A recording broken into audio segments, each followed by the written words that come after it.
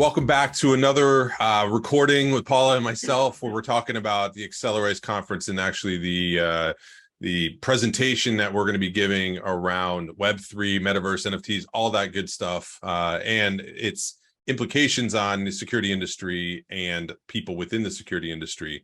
Again, just for everyone who isn't familiar, and hopefully you are by now, it is August 1st to the 3rd. It's in Austin, Texas. If you go to the website, you can sign up. Highly recommend you doing it. Topics like this, a lot of topics. If you're a young professional or someone who wants to work with young professionals, it's an amazing conference and highly recommend that you go and you spend the time. We're excited to be there. So Paula, all right. I thought what we do for this one is we did one of these last week when we posted it. We had some interaction online, which is great. One of the interactions though, that we had was sort of classic of the industry, which is I'm excited to see because it's what we wanted to talk about. So it was perfect. And it's always nice when you do it and it happens without having to ask somebody to do it. So it was nice to see.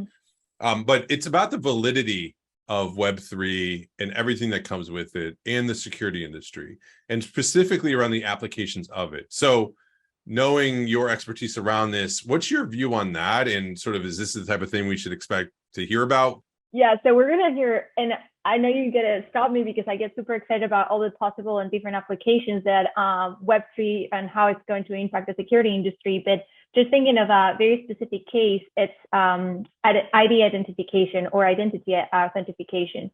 And there are different ways that this is being explored in Web3. And one of them that I really like, and it's what they're calling the cell-bound tokens, and it's how are this just like non-transferable NFTs that people are going to be attaching to their identities in order to then be able to authenticate yourself. And the way I can see this being applied for other cases and for the security industry is also how these non-refundable tokens and non-transferable NFTs can be attached also to your credentials. And for example, if you're planning to enter a building, that's something that is also going to be attached to that identity or that token that is non-transferable.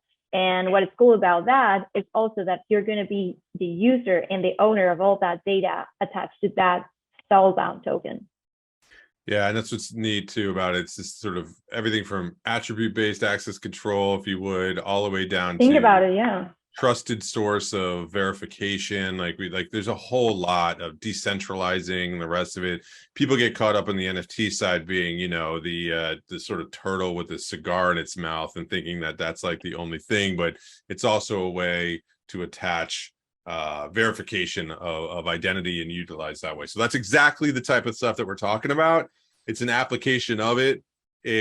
Will it happen tomorrow? I don't know. You've identified a company that's working on this exact type of thing. And if you think about secondary effects, it may not be this one, but it will eventually, you know, 5, 10, 2, how many ever years down the road, we'll be looking back and saying that's why. So that's the type of stuff that you'll hear from Paula, who's an expert in this and thinking deeply into this. It's what always gets me excited to talk to you about this. And I'm excited to share the stage. So again, August 1st through the 3rd in Austin, Texas, Accelerise. We'll be on August 1st at, I think, 10:30 or 10 a.m. Yeah.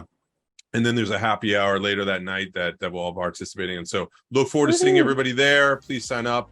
Thank you, Paula, again, and look forward to talking to everyone next week.